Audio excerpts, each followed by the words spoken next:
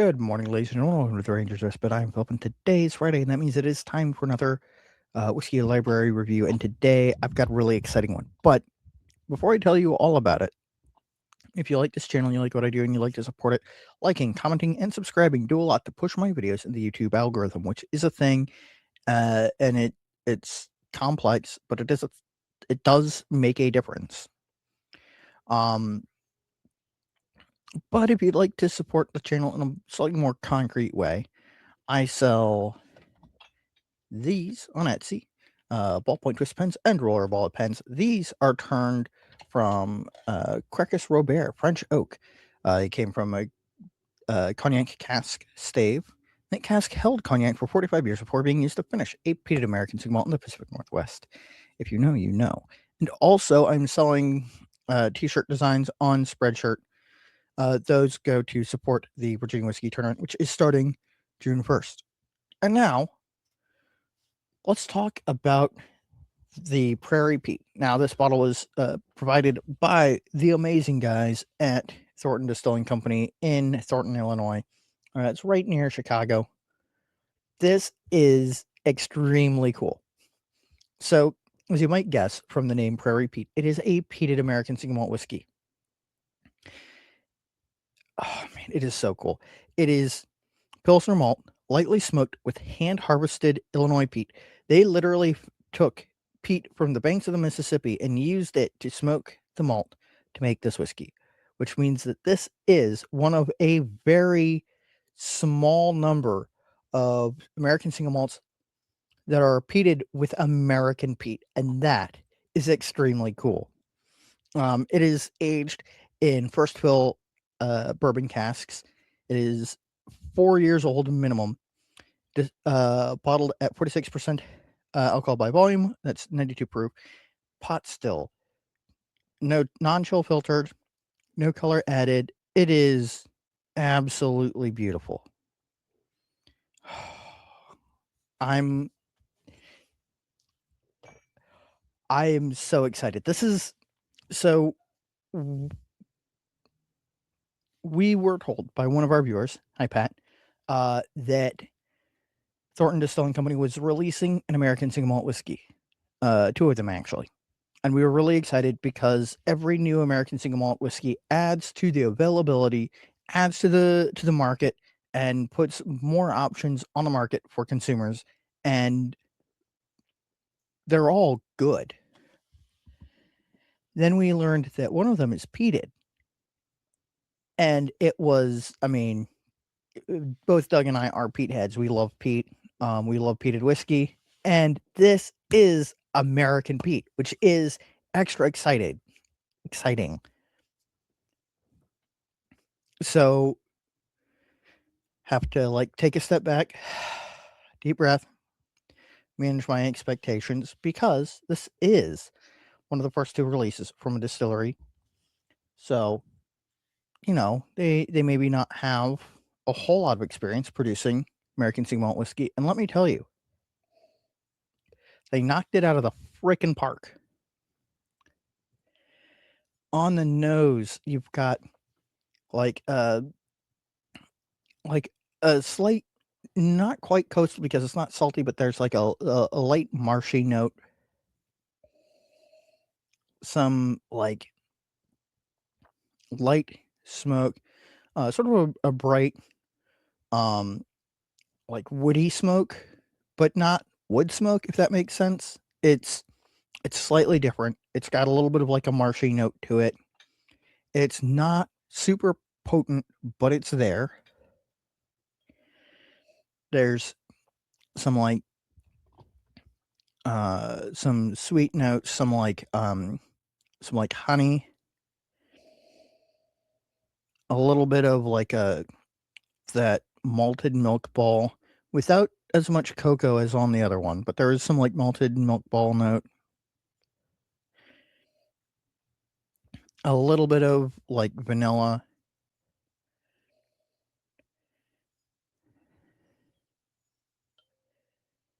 And some nice, rich, earthy tones in there that really sort of bring in the lower end of the flavor spectrum. Like if you look at it like like music where you've got bass, mids, and treble. Those nice earthy notes round out the bass notes and into the low mids very nicely. And that smoke just sits right on top. It's just beautiful on the nose. Hmm. And on the palate, the first thing that pops out and like comes forward is that smoke. And it is, again, a wonderful, bright, maybe a little bit ashy, slightly marshy smoke that just has like a wonderful roundness to it and brightness. It's not like a dark, cloaking, heavy smoke. And then wrapped around, or it's wrapped around like a nice core that is that competent, malty, um, mhm, malty, honeyed. Um, there's a little bit of like stone fruit in there, a little bit of like maybe like peach or apricot, and a little bit of like vanilla and a hint of oak tannin that sort of gives a little bit of like a bitter counterpoint to the sweetness of the malt, I think.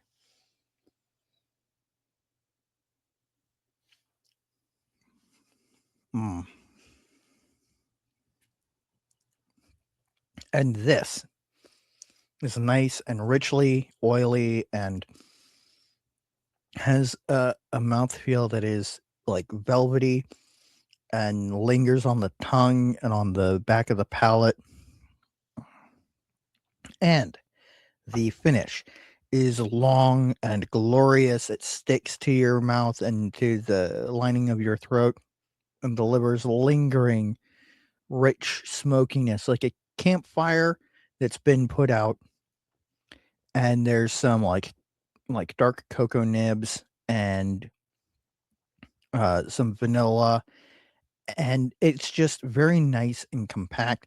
And that earthy note comes back with like a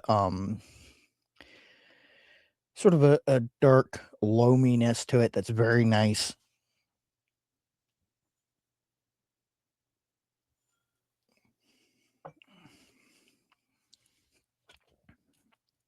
Oh, I really like this. And I am not alone. You see, I take pretty much everything that I'm given by a distillery. I've been asked not to do it once. Um, but I take everything that I'm given by a distillery to D&D with me to share with my D&D players. We're a fairly diverse group with different preferences for spirits. And these two were the hits of the night, um, which was, for full transparency, Four Roses single barrel, the Bonvale Port Cask Batch 3, which is the um, Three Guys, One Grain barrel pick, Raisin Ram, uh, the Bonvale barrel number 45, Three Guys, One Grain barrel pick called Schmilky Way, and these two. And these two really were the runaway favorites. Barrel number 45 was popular too, but the ones that everybody kind of agreed on being like the best were these two. Um, sort of the thing that surprised me was I was expecting the signature malt to really be the darling because it is such a nice, approachable, friendly dram, and it is so well balanced and has so much in it. What really surprised me was that this was everybody's favorite of the two. Um, it sort of really hit a very good balance, I think, in that um, it was approachable. It had some complexity, and also the smoke on it appealed to the people in the group who enjoy peated whiskey, already. But it was little enough that the people at the table who typically don't drink peated whiskey or don't like smoky whiskey were, intrigued by it and thought that it was a good implementation of the smoke. I think I remember the mezcal drinker saying that this drinked most closely to their preferred mezcal in terms of like smokiness level and sort of like the earthy and herbaceous notes. All very interesting feedback, and surprised me a little bit because, like I said, I sort of expected the signature malt to be the darling because it is a much more conventional American single malt, if that makes sense. It is. It's got a good group of finishing casks blended together that give it a really interesting and unique and full flavor profile. It's approachable, but it's got a lot there to sort of sit down and enjoy and pick apart. Not really pick apart, but like sift through and find notes in. They're both excellent whiskeys. In fact, let me go ahead and ask and answer my 3 questions. Turn a little bit so I'm not shadowing my face. The first one being, do I enjoy it? Yes. I don't know if I conveyed it, but this is my favorite of the 2. They're both fantastic, but I really love this one. Second question, do I think it's a good value? And again, I'm not going to answer that question because I don't know what price point these are going to be at, and I was gifted these by the distillery for the purposes of review and discussion on the Single Malt Frontier and to review here. And I don't think that I can give a value judgment on it based on that.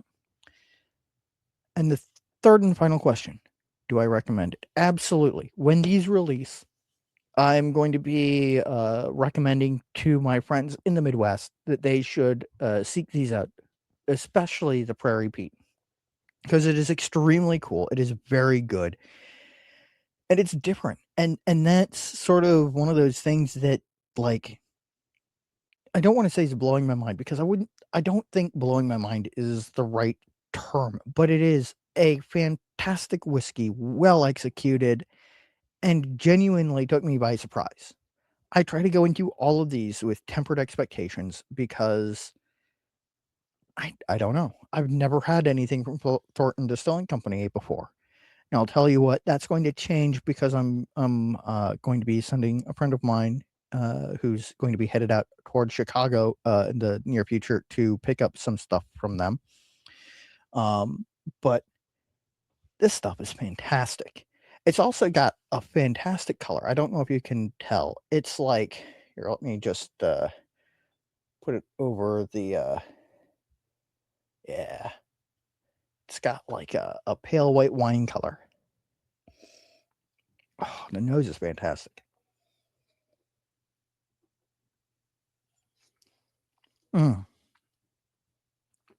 Just really fantastic stuff.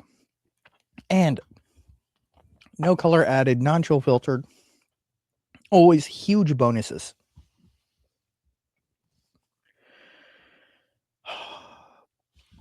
I cannot wait to talk to Eric Lofter, the head distiller at Thornton Distilling Company.